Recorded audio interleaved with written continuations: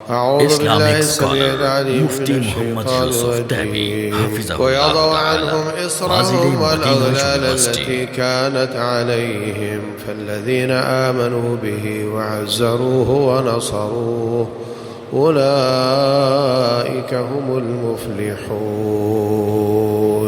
رسول اللہ صلی اللہ علیہ وسلم کی ذات بابرکات کے اوصاف، ان کی ڈیوٹیاں جو اللہ تعالیٰ نے بیان کی ہیں، ان کا بیان چل رہا ہے۔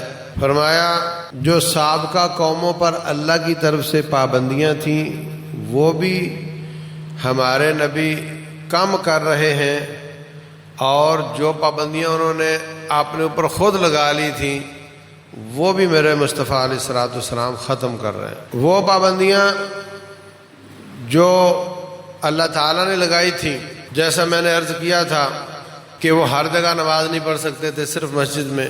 کپڑے کو کوئی پلیدی لگ جائے تو کپڑا کاٹنا پڑتا تھا، اور غنیمت اور قربانی استعمال نہیں کر سکتے تھے۔ ہمارے نبی علیہ الصلوۃ والسلام کو اللہ تعالیٰ نے یہ سب سہولتیں دے دیں۔ آج میں بات کرنا چاہتا ہوں وہ چیزیں، وہ گلے کے طوق جو انہوں نے خود ڈالے تھے، اللہ تعالیٰ نے ان کو حکم نہیں دیا تھا۔ اس میں سے بھی ایک بات کا تذکرہ ہو چکا ہے کہ رہبانیت انہوں نے اختیار کی تھی۔ وَرَهْبَانِيَةً ابْتَدَعُوهَا مَا كَتَبْنَاهَا عَلَيْهِمْ، انہوں نے خود اپنے گلے میں ڈال لی تھی، ابتدعوها بدعت بنا کر، ما كتبناها علیہم، ہم نے نہیں کہا تھا کہ دنیا چھوڑ دو۔ اللہ تبارک و تعالیٰ نے انسان کو بنایا ہے، وہ اس کی فطرت سے واقف ہے۔ أَلَا يَعْلَمُ مَنْ خَلَقَ وَهُوَ اللَّطِيفُ الْخَبِيرُ، جس نے خود بنایا وہ کیوں نہیں جانے گا کہ تم کیا ہو۔ وہ کہتے ہیں جو بچہ خود جنا ہو اس کے دانت گرنے کی ضرورت نہیں ہوتی کہ اس کی عمر کتنی ہے، جب خود جنا ہے تو پتہ ہے کب جنا ہے۔ تو اللہ تبارک و تعالی ہمیں ہم سے زیادہ جانتے ہیں۔ اس نے فطرت میں رکھا ہے کہ جوان ہوگا، اس کی شادی ہوگی۔ اب جو شخص شادی سے منہ پھیرے گا لازمی طور پر کہیں اور جھول دکھائے گا۔ بی بی سی نے رپورٹ کیا کہ 1 لاکھ تقریباً، مجھے یاد نہیں، 26,000 بچوں کے ساتھ پادریوں نے زیادتی کی چرچ میں۔ کیوں؟ یہ ان کی اپنی رپورٹ ہے، اور یہ بہت کم ہے۔ اس لیے کہ جب انہوں نے کہا کہ یہ راہب ہے، یہ تارک دنیا ہے، یہ راہبہ ہے، یہ شادی نہیں کرے گی، جب فطرت سے ہٹو گے تو پھر فطرت یا انسان میں جو اللہ تعالیٰ نے غزیرت پیدا کی ہے وہ پھر اپنا راستہ خود اختیار کرے گی۔ پھر وہ راستہ ہوگا، جب اللہ کا بتایا ہوا راستہ بند کرو گے تو پھر وہ راستہ اختیار کرے گی جو حرام راستہ ہے۔ اسی طریقے سے انہوں نے بعض چیزوں کو اپنے اوپر حرام کر لیا تھا۔ الا ما حرم اسرائیل علی نفسہ، یعقوب علیہ السلام نے اپنے اوپر کچھ چیزیں حرام کی ہوئی تھی، ان کی امت نے بھی حرام کر لی۔ جسم کے، انسانی جسم کے کچھ چربیاں، مختلف چربیاں حلال کی ہوئی تھی، مختلف حرام کی ہوئی تھی۔ اسلام نے آ کر کہا یہ سارا جانور ہی حلال ہے۔ اور جس طریقے سے نبی کا وظیفہ، نبی صلی اللہ علیہ وسلم کا یہ کام ہے کہ وہ طوق گلے سے کاٹ ڈالیں جو سابقہ امتوں نے اپنے گلے میں ڈالے تھے، اسی طریقے سے ان کے بعد علماء کا یہ فریضہ ہے کہ وہ اپنے اپنے زمانے میں اپنی اپنی قوم کے گلے کے طوق کاٹیں جو نبی صلی اللہ علیہ وسلم کے بعد انہوں نے اپنے گلے میں ڈالا۔ علماء انبیاء کے وارث ہوتے ہیں، علماء کا وظائف، ان کے کام بھی تقریباً وہی ہوتے ہیں جو انبیاء کے ہوتے ہیں۔ یہ حلال کو حرام کرنے کا اختیار تو نہیں رکھتے، مگر نبی صلی اللہ علیہ وسلم کے بتائے ہوئے حرام اور حلال کو آگے بیان تو کر سکتے۔ وَيَضَعُ عَنْهُمْ إِصْرَهُمْ، جو انہوں نے اپنے گلے میں طوق ڈالے تھے ان کو نبی صلی اللہ علیہ وسلم اتارتے ہیں۔ تو جو طوق ان کے زمانے کے بعد لوگوں نے ڈالے ہیں ان کو کون کاٹے گا، ان کو کون اتارے گا؟ یہ علماء کا کام ہے جو ان کے بعد آئے۔ اب اسی مثال کو لے لیجئے، حرمنا علیہم شحومہما الا ما حمل ظہورہما او الحوایا او ما اختلط بعظم، ہم نے ان پر چربیاں حرام کر دی تھیں مگر جو ہڈی کے اندر پھنسی ہوئی چربی وہ، اور جو کمر کے اوپر ہوتی ہے وہ، یہ ہم نے حرام نہیں کی تھی۔ بڑے عجیب طوق تھے، بڑے عجیب ان کے گلے میں بوجھ تھے، یہ حرام یہ حلال۔ ہمیں فرما دیا کہ جانور ذبح ہو گیا، یہ سارا ہی حلال ہے۔ لیکن پھر جن علماء نے وہ طوق کاٹنے تھے انہوں نے ہی اپنی قوم کے گلے میں طوق ڈالنے شروع کر۔ کہا نہیں ایک جانور سے 5 چیزیں حرام ہوتی ہیں، ہے نا، یہ حرام ہوتا ہے، وہ حرام ہوتا ہے۔ کوئی دلیل نہیں ہے، کوئی دلیل نہیں ہے۔ جانور کی اوج میدا اس کا ہم کھاتے نہیں. وہاں زیادہ کچرا ہوتا ہے یا آنتوں میں زیادہ ہوتا ہے؟ میدے میں زیادہ ہوتا ہے. وہ کھا جاتے اور آنتے بولے حرام ہے، بولے آنتے حرام. اور کپوروں کا کٹاکٹ بہت مزیدار چلتا ہے بازاروں میں. مولوی صاحب کہتا ہے نہیں حرام ہے. رسول اللہ صلی اللہ علیہ وسلم نے کمر درد کا علاج بتایا ہے. معجم طبرانی میں کمر درد کا علاج بتایا ہے بکرے کے کپورے. سمجھا؟ مولوی صاحب کہتا ہے نہیں حرام ہے. لفظ مکروہ بول کر کہتا ہے مکروہ تحریمی ہے، مطلب ہے حرام ہی. کوئی چیز حرام نہیں ہے. عرب لوگوں کو میں نے آنتیں کھاتے ہوئے دیکھا ہے. عورت کی چٹیا کی طرف آنتوں کی چٹیا بناتے ہیں، پھر اس کو کاٹ کر کھاتے ہیں. اور پھر آنکھیں کھاتے ہوئے عرب لوگ آنکھ کھا جاتے ہیں بڑے مزے سے. آنکھوں پر لڑائی ہوتی ہے، وہ کہتے ہیں میں نے کھانی، وہ کہتے ہیں میں نے کھانی. کوئی چیز ایسی نہیں جس کو نہ کھایا جاتا ہو. چمڑا اس کا ہم بھی کھاتے ہیں، پاؤں کے اوپر جو ہوتا ہے، اور پائے کے اوپر چمڑا ہوتا ہے وہ چمڑا نہیں ہے، کھاتے ہیں. جب وہ کھاتے ہیں تو باقی بھی حلال ہے. میں کہتا ہوں اس کا پتا زہریلا ہوتا ہے، اگر کسی دوائی میں ڈلتا ہو تو وہ بھی حلال. کوئی چیز حرام نہیں ہے، کوئی چیز مکروہ نہیں ہے. یہ وہ طوق ہیں جو لوگوں نے اپنے گلے میں نہیں، مولویوں نے ڈالے ہیں، جن کو کاٹنا ہم جیسے طالب علموں کا فرض بنتا ہے. اللہ اکبر. جانور سارے کا سارے حلال ہے.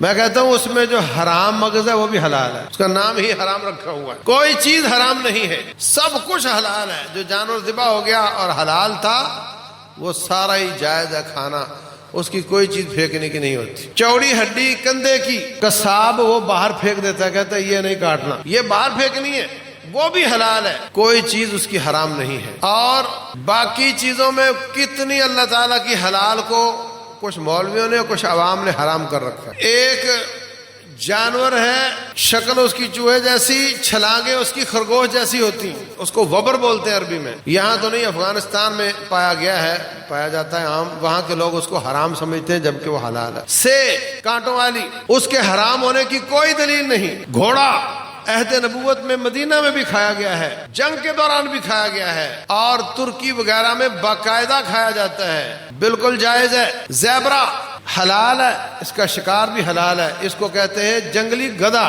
زیبرے کو کیا کہتے ہیں؟ جو حرام ہے وہ گھریلو گدھا حرام ہے، یہ جنگلی گدھا ہے، یہ شکار ہے، جائز ہے. مچھلی، ہر قسم کا وہ جاندار جو سمندر سے باہر نکل کر مستقل طور پر زندہ نہ رہ سکتا ہو وہ حلال ہے. وہ کچلی والا ہو، نوکیلے دانتوں والا ہو، وہ کیڑے مکوڑے کی طرح لگتا ہو، جھینگا، کیکڑا، تمام چیزیں جو سمندر کی ہیں اور خشکی میں زندہ نہیں رہتی زیادہ دیر، وہ سب حلال ہے. ایک چوڑی مچھلی ہوتی ہے، اس کو کہتے ہیں یہ حرام ہے جی. باقاعدہ ٹی وی والے اعلان کرتے ہیں جی بہت غلط ہو رہا ہے جی، فلاں علاقے میں وہ مچھلی جو حرام ہے وہ کھلائی جا رہی ہے، اس میں کانٹے نہیں ہوتے. اکثر اوقات جو آپ کو ملتی ہے ایسی مچھلی جس میں کانٹے نہیں ہوتے، وہ اسی کے پیس ہوتے ہیں اور وہ بالکل حلال ہے. رسول اللہ صلی اللہ علیہ وسلم نے فرمایا هو الطہور ماؤہ والحل میتتہ، سارے سمندر کا پانی باعث طہارت ہے اور اس کا مردار بھی حلال ہے، مر جائے تب بھی حلال ہے. رسول اللہ صلی اللہ علیہ وسلم کے ساتھی، بخاری اور مسلم کی حدیث ہے، بڑے جہاد پر گئے، بڑے بھوکے ہیں، شدید بھوک آئی ہے، حتیٰ کہ وہ دن آئے کہ 24 گھنٹے میں ایک کھجور کھانے کے لیے ملتی تھی. کہتے ہیں جو نکمی کھجور تھی وہ ہمیں زیادہ پسند آتی تھی، اس لیے کہ وہ زیادہ دیر منہ میں رہتی تھی. اچھی کھجور جلدی حل ہو کر پیٹ میں چلی جاتی، نکمی کھجور زیادہ دیر سخت ہوتی، زیادہ دیر منہ میں رہتی. ہمیں وہ زیادہ پسند تھی تاکہ زیادہ دیر منہ میں رہے. پھر کہتے ہیں ہم سمندر کنارے پہنچے تو دور سے ہمیں پہاڑی سی نظر آئی، معلوم نہیں یہ کیا ہے. جب قریب جا کر دیکھا تو سمندر نے بہت بڑی مچھلی باہر پھینکی ہوئی تھی، پتہ نہیں کتنے دنوں سے مری پڑی تھی. ہم نے اس کو کھانا شروع کیا، ہمارے جسم موٹے ہو گئے. پھر ہم نے اس کا گوشت دھوپ پہ رکھ کر خشک کرنا شروع کیا ساتھ لے جانے کے لیے. پھر کہتے ہیں کہ ہم نے اس کا ایک کانٹا سیدھا کیا پل کی طرح، اس کے نیچے سے سب سے اونچے اونٹ والا بھائی گزر گیا اور وہ کانٹا اس کے سر کو نہیں لگا. کانٹا اس کا اتنا بڑا، اس کی آنکھ کے سوراخ سے اندر جاتے تھے اور جا کر چربی کا مٹکا بھر کر لے آتے تھے. اتنی بڑی مچھلی تھی. رسول اللہ صلی اللہ علیہ وسلم کو بعد میں بتایا تقریباً 18 دن تو وہاں کھاتے رہے وہ، اور واپس آ کر آپ کو بتایا. آپ نے ان کو بالکل برا نہیں کہا، بالکل تمہارے لیے حلال ہے، اگر بچی ہوئی تو مجھے بھی دکھاؤ. تو عزیز بھائیوں، باقاعدہ فقہ میں لکھا ہوا ہے کہ جو مچھلی خود بخود مر کے پانی میں تیر جائے وہ حرام ہو جاتا ہے۔ یہ وہ گلے کے توق ہیں جو مولویوں نے خود ڈالے، بجائے اس کے کہ وہ عوام کے توق کاٹتے، انہوں نے خود ڈالنے شروع کر۔ اللہ المستعان۔ شافعی فقہ والوں نے وہ مچھلی حرام کی ہوئی ہے جو جس کے دانت نوکیلے ہوتے ہیں، کیا نام اس کا؟ شارک، بولے یہ حرام ہے، یہ مکروہ ہے۔ حدیث میں آتا ہے رسول اللہ صلی اللہ علیہ وسلم نے فرمایا نوکیلے دانت، جس کے دانت نوکیلے ہیں وہ جاندار حرام ہے کیونکہ وہ گوشت کھور ہے۔ نوکیلے دانت چیر پھاڑ کے لیے ہوتے ہیں، چپٹے دانت گھاس اکھیڑنے کے لیے ہوتے ہیں، اور چوڑے دانت پیسنے کے لیے ہوتے ہیں۔ انسان میں اللہ تعالیٰ نے تینوں قسم کے رکھے ہیں، اور گوشت خور جانوروں میں یا تو نوکیلے ہوں گے یا پیچھے داڑیں ہوں گی، اور جو گھاس خور ہیں ان کے گھاس اکھاڑنے والے چوڑے ہوں گے یا پیچھے پیسنے والے ہوں گے۔ انسان میں تینوں قسم کے ہیں۔ تو جو جانور گوشت خور ہیں، گوشت خور جانوروں کا شکار کر کے کھاتے ہیں، یہ حرام ہے، جیسے کتا ہے، شیر ہے، چیتا ہے۔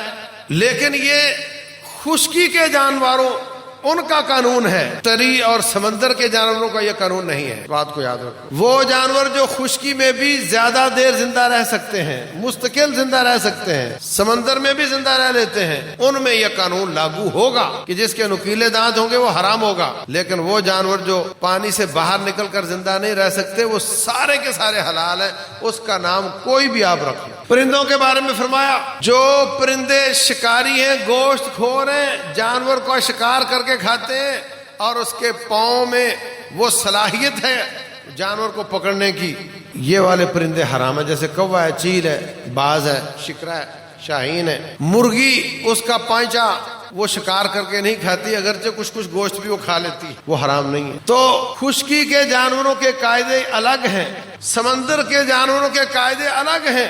یہ قاعدے اٹھا کر کے ان پر فٹ کرنا آپ کا صاف فرمان ہے، ہو طہور ماؤہ والحل میتتہ، وہ پاک ہے، اس کا ہر مردار بھی حلال ہے، اس کا مردار بھی حلال۔ تو میرے عزیز بھائیوں، لوگوں نے بہت زیادہ پرندے بھی حرام کیے ہوئے ہیں، یہ لالی حرام کی ہوئی ہے اور طوطا حرام کیا ہوا ہے، اور کتنے جانور جاندار جو پرندے ہیں وہ حرام کیے ہوئے ہیں، جبکہ اللہ تعالیٰ نے ان کو حرام نہیں کیا ہے۔ البتہ ہدہد کو قتل کرنے سے منع کیا رسول اللہ صلی اللہ علیہ وسلم۔ مینڈک کا نام لے کر فرمایا اس کو قتل نہ کیا کرو، گدھے کا نام لے کر فرمایا اس کو قتل نہ کیا کرو، اس کو یہ حلال نہیں ہے۔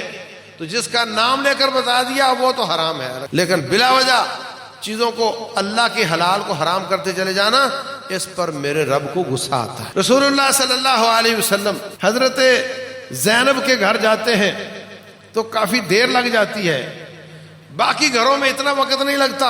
تو حضرت عائشہ اور حضرت حفصہ رضی اللہ عنہما انہوں نے طریقہ اپنایا کہ جب بھی آپ تشریف لائیں، پتہ چلا ہے کہ حضرت زینب وہ ان کو شہد پلاتی ہیں، تو کسی طریقے ان کا دل شہد سے دور کرو تاکہ ان کے پاس تھوڑا وقت گزاریں، ہمارے پاس بھی زیادہ وقت۔ مسئلہ اصل میں یہ ہے۔ تو کہا آپ کے پاس آئیں تو آپ بھی کہنا آپ سے شان آ رہی ہے، بدبو آ رہی ہے، میرے پاس آئے تو میں بھی یہی کہوں گی۔ ایک کے پاس آئے تو کہا مغافیر جیسی آپ سے سمیل آ رہی ہے، دوسری کے پاس آئے اس نے بھی یہی کہا۔ آپ نے فرمایا پھر میں شہد ہی پیتا ہوں، ہو سکتا ہے مکھی مغافیر بوٹی پر بیٹھی ہو اور وہ سمیل اس میں آ گئی ہو، سمیل آپ کو بہت ناپسند تھی۔ آپ نے فرمایا آج کے بعد میں اپنے اوپر شہد کو حرام کرتا ہوں۔ اللہ تبارک و تعالیٰ نے آیات نازل کر دی، یا ایھا النبی لم تحرم ما احل اللہ لک، اے نبی جو اللہ نے حلال کیا اس کو آپ نے حرام کیوں کیا؟ تبتغی مرضات ازواجک، اچھا تو بیویوں کو خوش کرنا چاہتے ہو، تبتغی مرضات ازواجک، اللہ اکبر۔ تو عزیز بھائیو، اللہ کے حلال کو حرام کرنا یہ اللہ تعالیٰ کو ناپسند ہے۔ اس سے آپ اندازہ لگاؤ کہ آپ کے ساتھ اللہ کو کتنا پیار ہے۔ جیسے میں نے مثالیں دی تھیں کہ نبی صلی اللہ علیہ وسلم نہیں چاہتے کہ میری امت پر کوئی بے جا پابندی لگے، کوئی حلال حرام کر دی جائے بلا وجہ، اس کے پیچھے کوئی لاجک نہ ہو، ایسے ہی ہمارا رب بھی نہیں چاہتا کہ آپ پر کوئی چیز حرام کر دی جائے جبکہ اللہ تعالیٰ نے اس کو حرام نہ کیا، اس سے اللہ تعالیٰ ناراض ہوتا ہے۔ تو یہ سب چیزیں آپ کے لیے حلال ہیں۔ یاد رکھو، جو جانور حرام خور ہو، گندگی کھاتا ہو، اگر اس کی میکسیمم زیادہ خوراک گندگی ہو جائے تو وہ حلال بھی حرام ہو جاتا ہے، اس کو جلالہ بولتے ہیں۔ بکرا حلال ہے مگر وہ کچرا کھاتا ہے، ہر بدبودار چیزیں پلید چیزیں کھا رہا ہے، کچرا کنڈی سے کھاتا ہے، اگر اس کی زیادہ خوراک یہ ہے تو وہ حرام ہو جاتا ہے۔ ہاں اس کو لاؤ، اس کو اچھی چیزیں کھلاؤ، کچھ دیر آپ کے پاس رہے، اچھی چیزیں کھاتا رہے، پھر وہ حلال ہو جائے گا۔ اور یہ بھی یاد رکھو، حلال حرام کا قانون یہ ہے کہ ہر چیز حلال ہے سوائے اس کے جس کے حرام کی دلیل آ جائے، یہ قانون ہے۔ ہر حلال کی دلیل تلاش نہیں کی جاتی۔ کوئی کہے جی بھینس حلال ہے تو اس کی دلیل دو، ایسا کچھ نہیں ہے۔ ہر چیز حلال ہے۔ هو الذی خلق لکم ما فی الارض جمیعا، اللہ وہ ہے جس نے زمین کی ہر چیز تمہارے لیے پیدا کی۔ سب چیزیں حلال ہیں سوائے اس کے جس کی دلیل آ جائے، وہ چند ایک ہے۔ اگر اللہ تعالیٰ حلال کی دلیلیں نازل کرتا تو قرآن کی 10 جلدیں ہوتی اور چیزیں پھر بھی پوری نہ ہوتی۔ حلال کی دلیل نہیں، دلیل صرف حرام کی ہوگی۔ اور عبادات میں قانون یہ ہے کہ عبادت وہ ہوگی جس کی دلیل ہو۔ یہاں یہ قانون نہیں کہ جو چاہو کرو وہ عبادت ہے سوائے اس کے کہ اس کے منع کی دلیل آ جائے، ایسا نہیں۔ عبادت وہ ہوگی جس کے کرنے کی دلیل ہو، جس کے کرنے کی دلیل نہیں وہ عبادت نہیں۔ عبادات میں یہ قانون ہے، حلال حرام میں یہ قانون ہے کہ ہر چیز حلال ہے سوائے اس کے جس کو اللہ تعالیٰ اس کے رسول حرام فرما دے علیہ الصلوۃ والسلام۔ عبادات کی طرف آ جاؤ، اللہ المستعان۔ کتنے گلے کے طوق ہم نے چڑھائے ہوئے ہیں، کتنے گلے کے طوق چڑھائے ہوئے ہیں۔ جناب آج کے مسلمان کا اسلام کیا ہے؟ آج کے مسلمان کا اسلام کیا ہے؟ 90% مسلمانوں کا اسلام کیا ہے کہ وہ ہر جمعرات کو مولوی صاحب کو کھانا بھیجے گا اور سالانہ عرس پر جائے گا اور ایک لیلۃ القدر اور ایک شب معراج اور ایک شب قدر، یہ 3 راتیں منائے گا اور سالانہ میلے پر جائے گا اور ہر جمعرات کو کھانا بھیجے گا۔ یہ اس کا اسلام ہے۔ صبح اٹھ کر قوالی سنے گا، باقی کوئی دین، کوئی نیکی، کوئی عبادت نہیں کرتا۔ 90 سے زیادہ فیصد لوگوں کا یہ حال ہے۔ وجہ اس کی کیا ہے کہ ہم نے اس کو کہہ رکھا ہے کہ نماز کی فکر نہیں، بات یہ ہے کہ تو کس کا بیعت ہے اور اس کی بات مانتا ہے یا نہیں مانتا۔ گلے میں طوق ڈال لیے وہ جو اللہ اور اس کے رسول نے نہیں بتائے تھے، اور جو انہوں نے شریعت نازل کی تھی اس کو چھوڑ دیا۔ بس اوقات وہ نمازی بھی ہوگا پھر بھی اللہ تبارک و تعالیٰ اس کے اعمال کو قبول نہیں کرے گا۔ رسول اللہ صلی اللہ علیہ وسلم فرماتے ہیں میں قیامت والے دن حوض کوثر پر اپنی امت کو پانی پلاؤں گا، جو ایک بار پی جائے گا کبھی پیاس نہیں لگے گی۔ سبحان اللہ، اللہ ہمیں ان میں سے کر دے۔ جنت میں جا کر بھی پیاس نہیں لگے گی۔ حوض کوثر پی لیا، جنت میں جا کر بھی پیاس نہیں لگے گی۔ انک لا تظمأ فیہا ولا تضحا، الا تجوع فیہا ولا تعرا۔ اللہ اکبر۔ وہاں پیاس کی وجہ سے، بھوک کی وجہ سے نعمتیں نہیں استعمال کرے گا بلکہ لذت کی وجہ سے کرے گا۔ کھانے کے بعد فروٹ کھاتے ہو کیوں؟ بھوک کی وجہ سے؟ کس وجہ سے؟ لذت کی وجہ سے۔ جنت میں بھوک پیاس نہیں ہوگی، جو کچھ استعمال کرو گے وہ لذت کی وجہ سے ہوگا۔ فرمایا جو مجھ سے پانی پی جائے گا اس کو کبھی پیاس نہیں لگے گی۔ حضرت آپ کیسے پہچانیں گے کہ آپ کی امت کا ہے؟ فرمایا میں اس کے اعضائے وضو کی چمک سے پہچانوں گا، کیونکہ نمازی ہے تو میری امت کا ہوگا۔ تو ثابت ہوا وضو صرف اس امت میں ہے۔ کچھ لوگ آئیں گے، ان کے اعضائے وضو چمک رہے ہوں گے، میں ان کو پانی پلانا چاہوں گا، مگر بیچ میں اللہ کی پولیس آ جائے گی، ان کو گھیر کر جہنم کی طرف لے جائے گی۔ میں کہوں گا او صحابی، او صحابی، یہ میرے ساتھی ہیں، میرے ساتھی ہیں، کہاں لے جا رہے ہو؟ وہ کہیں گے انک لا تدری ما احدث بعدک، اے نبی علیہ الصلوۃ والسلام، آپ نہیں جانتے آپ کے ہمارے اوپر اللہ کے پاس آ جانے کے بعد انہوں نے دین میں ایسی چیزوں کے اضافے کیے تھے اور ان اضافوں پر عمل کرتے تھے، اور آپ کے اوپر نازل ہونے والا دین انہوں نے چھوڑ دیا تھا۔ اس لیے وضو کر رہے تھے، اس لیے وضو کے اعضاء چمک رہے ہیں، آڑی تیڑی نماز پڑھ لیتے تھے، مگر دین ان کا وہ تھا جو آپ پر نازل نہیں ہوا ہے، اس لیے آج یہ آپ کے ہاتھ سے پانی نہیں پی سکتے، ہم ان کو جہنم کی طرف لے جا رہے ہیں۔ آپ فرمائیں گے سحقن سحقن لمن غیر بعدی، دفع ہو جاؤ، دور ہو جاؤ جنہوں نے میرے دین کو تبدیل کر دیا، میرا تمہارے ساتھ کوئی تعلق نہیں ہے۔ تو میرے عزیز بھائیوں، یہ والے گلے کے توق ہم نے کتنے گلے میں ڈالے ہوئے ہیں، کتنے گلے کے توق ہم نے رسموں کے نام پر ڈالے ہوئے ہیں، کتنے گلے کے توق ہم نے دین بنا کر گلے میں ڈالے ہوئے ہیں، اور اللہ کا دین اس سے بری ہے۔ مجھے ایک آدمی کا فون آیا، کہتا ہے حضرت ایک مسئلہ پوچھنا ہے۔ بولے بولو۔ کہتا ہے وہ ہر سال ابا کی برسی مناتے ہیں، تو اب کی بار کو مسئلہ ہو رہا ہے، 2-1 دن آگے پیچھے کرنے سے کچھ گناہ تو نہیں ہوتا؟ کیا سمجھے؟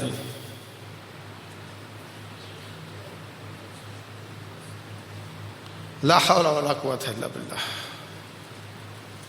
برسی کو دین بنا رہا ہے اور اس کا مسئلہ مجھ سے پوچھ رہا ہے، جو دین نہیں اس کو دین بنا کر اس کا مسئلہ پوچھ رہا ہے۔ دین کے کچھ مسائل کو کفر اسلام بنا لیتا ہے اور کچھ کو کوئی اہمیت نہیں دیتا، مرضی اپنی لگائی ہوئی ہے۔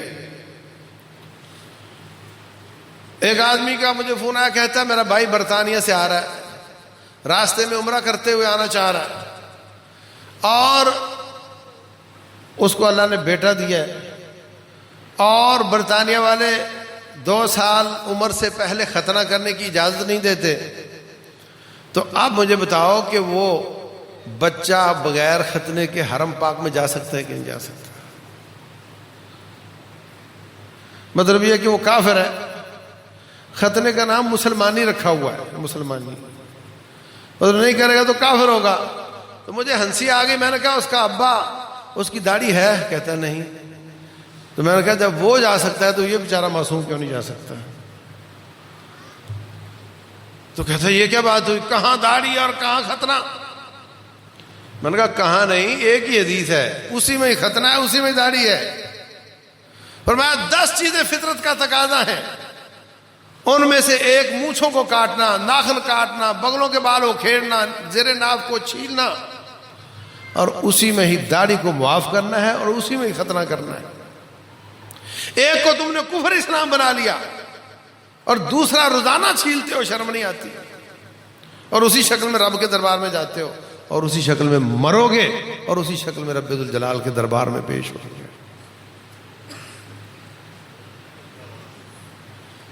انا للہ و انا الیہ راجعون۔ تو میرے عزیز بھائیوں، عبادات میں کتنے گلے کے توق ہم نے ڈالے ہوئے ہیں۔ برسی منانا گلے کا توق ہے، میلہ منانا گلے کا توق ہے، کوئی نمبر نہیں ملیں گے، الٹا گناہ ملے گا۔ معراج منانا گلے کا توق ہے، تاریخ دانوں کا اتفاق ہی نہیں ہے معراج کس رات ہوئی۔ کوئی کہتا ہے وہ ہجرت سے پہلے ہوئی، کوئی کہتا ہے بعد میں ہوئی، اور ہم نے اس کو بالکل فکس کر کے منانا بھی شروع کر دیا۔ 15 شعبان کی رات، اس بارے میں کوئی صحیح روایت نہیں اس کی فضیلت کی، اور منانا تو دور کی بات ہے، اگر اس کی فضیلت ہوتی بھی تو منانا نہیں تھا، عبادت کرنا تھا۔ اور اب آ گیا جناب ربیع الاول منانا۔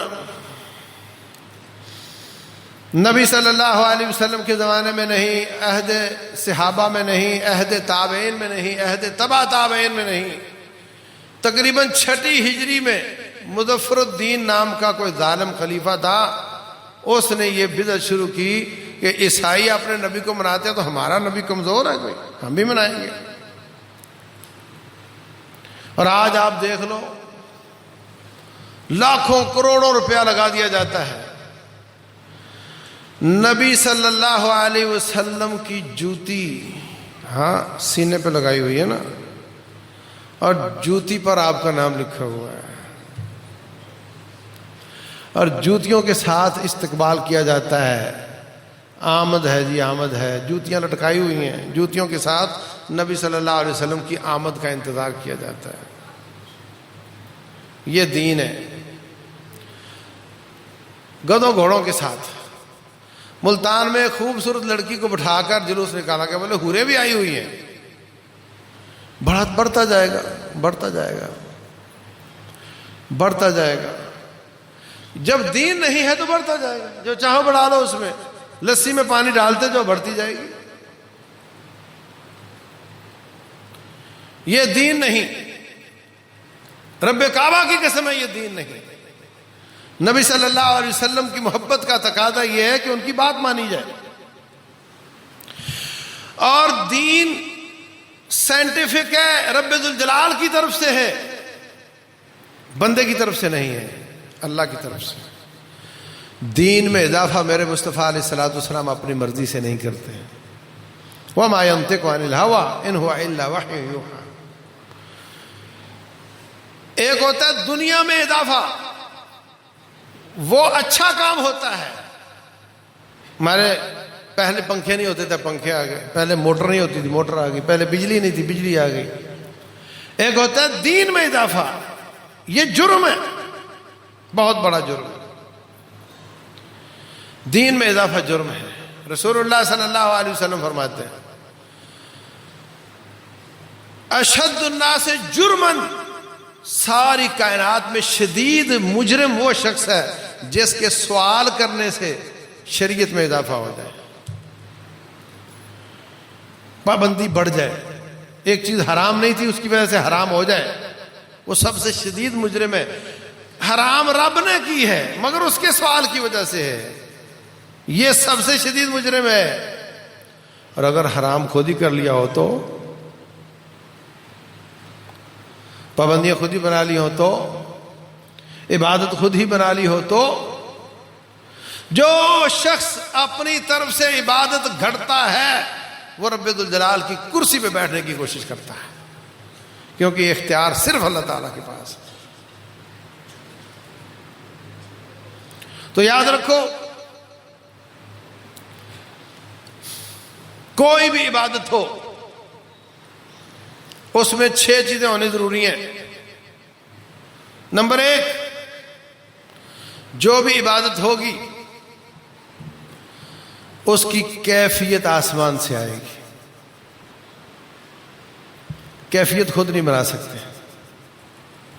وضو پہلے منہ دھویا جاتا ہے بعد میں پاؤں، اگر آپ پہلے پاؤں دھو لو گے تو وضو نہیں ہوگا۔ رکوع پہلے سجدہ بعد میں، اگر آپ پہلے سجدہ بعد میں رکوع کرو گے تو عبادت نہیں ہوگی۔ کیفیت آسمان سے آتی ہے، کیفیت آپ خود بنا لو جائز نہیں۔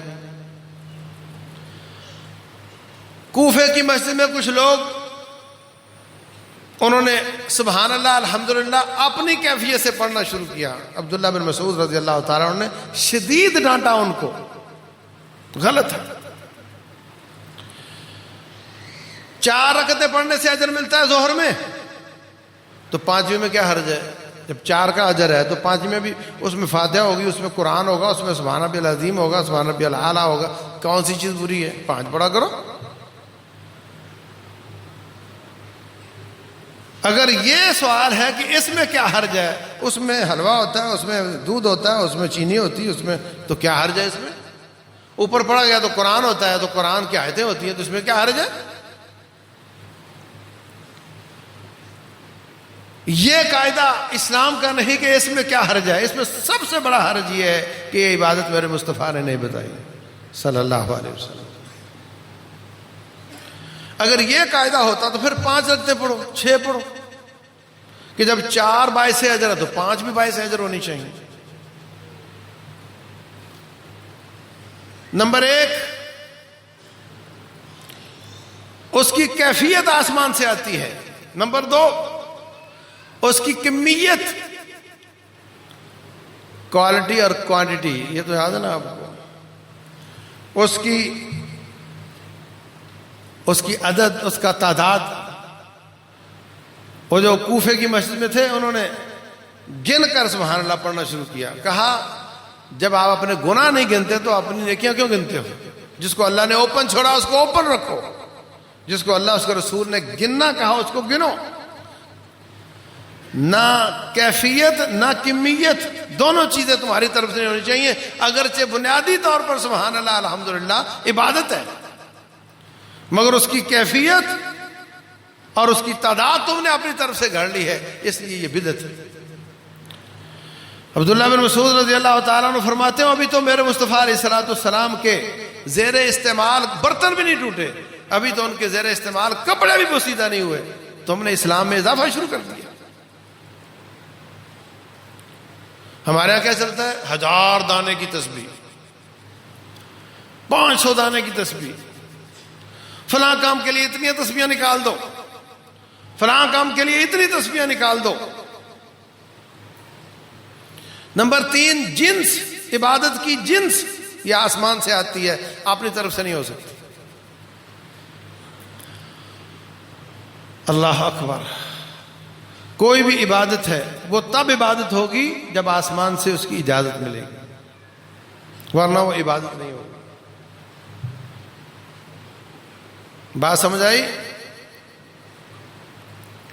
اور عبادت کی جگہ اگر خاص کر دی ہے اس شریعت نے تو وہ کہیں اور نہیں ہوگی، اور اگر کہیں اس کی جگہ خاص نہیں کی، تم خاص کرتے ہو تو غلط ہو جائے گا۔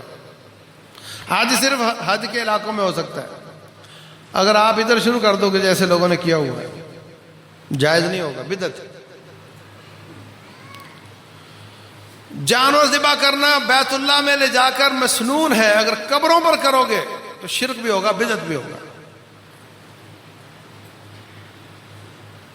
اور اس کا زمانہ، جگہ بھی، زمان بھی، مکان بھی، اس کا زمانہ، جو دن خاص کیے ہیں، اگر آپ آج کل کے دنوں میں جا کر حج کرو گے تو حج نہیں ہوگا، آج کل کے دنوں میں آپ رمضان بنا لو، نہیں ہوگا۔ جو شریعت نے زمانہ مخصوص کیا ہے، فکس کیا ہے، وہی زمانہ ہے عبادت کا، کسی اور میں کرو گے تو وہ عبادت نہیں ہوگی۔ اللہ اکبر۔ تو میرے عزیز بھائیوں، عبادت صرف وہ ہے جو آسمان سے آئے، اپنے بنانے سے عبادت نہیں ہوتی۔ 1000 بار اس کے فضائل بیان کرو اور کہو کہ یہ دیکھو سغرے کبرے ملا کر اس میں کوئی حرج کی بات نہیں نظر آتی، عبادت میں سب سے بڑا حرج یہی ہے کہ وہ شریعت والے نے نہیں بتایا، جو وہ بتائیں گے وہی عبادت ہوگی، جس کی دلیل کوئی نہیں وہ عبادت نہیں۔ اور یاد رکھو، تھوڑی عبادت کر لو مگر وہ جو آسمان سے بتائی گئی ہے، تو سستیاں کمزوریاں اللہ معاف بھی کر دے گا، پکڑ بھی کرے گا تو جنت پھر بھی مل جائے گی۔ اور اگر اپنی طرف سے بنانا شروع کیا، محنت بھی زیادہ کی، پیسہ بھی زیادہ لگایا، تھکے تھکائے بھی بہت زیادہ، کوئی نمبر نہیں ملے گا۔ اللہ فرماتے ہیں عاملۃ، عمل کرنے والے، ناصبۃ، عمل کر کر کے تھک جانے والے، تصلی نارا حامیہ، آگ میں جائیں گے۔ عاملۃ، عمل کرنے والے، ناصبۃ، عمل کر کر کے تھک جانے والے، تصلی نارا حامیہ، آگ میں جائیں گے۔ قل هل ننبئکم بالاخسرین اعمالا، کیا میں آپ کو بتاؤں کہ قیامت والے دن بدترین فعل کون ہوگا، ناکام کون ہوگا؟ الذین ضل سعیہم فی الحیات الدنیا، جن کی کوششیں، کاوشیں، ہمتیں، جنبشیں، حرکتیں، پیسہ دنیا میں رہ گیا. وَهُمْ يَحْسَبُونَ أَنَّهُمْ يُحْسِنُونَ صُنْعًا، وہ یہ سمجھتے تھے کہ ہم بڑا اچھا کام کر رہے ہیں. أُولَٰئِكَ الَّذِينَ كَفَرُوا بِآيَاتِ رَبِّهِمْ وَلِقَائِهِ فَحَبِطَتْ أَعْمَالُهُمْ، ان کے اعمال ضائع ہو گئے. فَلَا نُقِيمُ لَهُمْ يَوْمَ الْقِيَامَةِ وَزْنًا، ان کے لیے ترازو بھی قائم کرنے کو ضروری نہیں سمجھا جائے گا. اس لیے شریعت کا کھلواڑ نہ کرو. جو بتایا گیا ہو وہ شریعت ہے، جو نہیں بتایا گیا وہ شریعت نہیں ہے. نہ رسموں، شادی بیاہ کی رسموں ادھر ادھر کی، اس وجہ سے بوجھ ڈالو امت محمد پر صلی اللہ علیہ وسلم، اور نہ ہی شریعت کے نام پر بوجھ ڈالو. ایک بات رہے گی 6 چیزوں میں، سبب کسی چیز کا، سبب بھی آسمان سے آتا ہے. اپنی طرف سے عبادت کا سبب بنانا یہ بھی بدعت اضافہ ہے. سورج زوال پذیر ہوگا تو ظہر ہوگی، یہ اس کا سبب ہے. اگر ہم کہیں کہ ہر نماز کے بعد جماعت کے ساتھ دعا کرنا لازم ہے اس لیے کہ جماعت ہوئی ہے، یہ سبب میں نے خود بنایا. ہر درس کے بعد دعا ہونی چاہیے، یہ سبب میں نے خود بنایا. سبب بھی آسمان سے آتا ہے. جس سبب سے عبادت ہو اسی سبب سے عبادت ہوگی. اپنی طرف سے سبب بنانا یہ بھی جائز نہیں ہے. آپ نفل نماز پڑھ سکتے ہیں، ممنوع وقت نہ ہو آپ پڑھ سکتے ہیں. ظہر اور فجر اور عصر کے بعد منع ہے نا، ویسے آپ جب چاہیں نفل پڑھنا شروع کر دیں. لیکن اگر آپ ٹائم فکس کر لیں، جگہ فکس کر لیں، تعداد فکس کر لیں، اتنے بجے اس جگہ پر اتنی تعداد میں نے روزانہ پڑھنی ہے، بدعت ہو جائے گی. ہے تو وہ نماز.